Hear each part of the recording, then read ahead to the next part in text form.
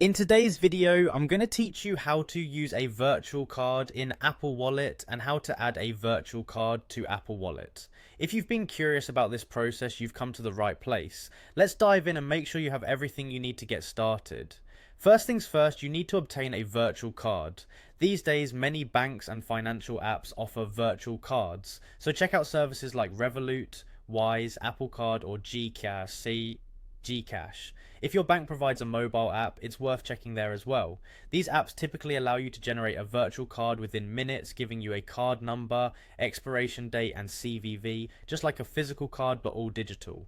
Once you have your virtual card ready, the next step is to head over to the Apple Wallet app on your device. This app is a centralized place where you store all your card information for easy access when making payments. Open up the app and you'll want to look towards the top right corner. There you'll see a plus icon, so go ahead and tap on it. This will bring up a few options for adding cards. You're going to select debit or credit card. Choosing this option signals to Apple Wallet that you want to add a new card to your payment methods. Once you have done that, click on Continue to proceed to the next step.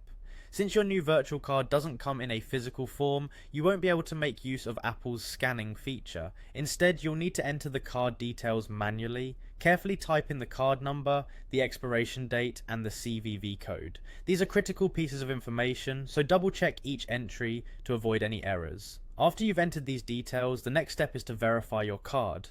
Most likely the bank or app you got your virtual card from will require some form of verification. This could be a one-time password sent to your mobile device or a confirmation through their app.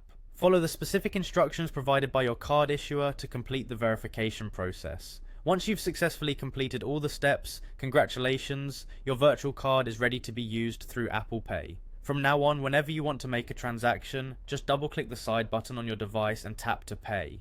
Keep in mind, not all virtual cards are compatible with Apple Pay. If you run into any issues, it's a good idea to contact your card issuer to confirm they support Apple Pay.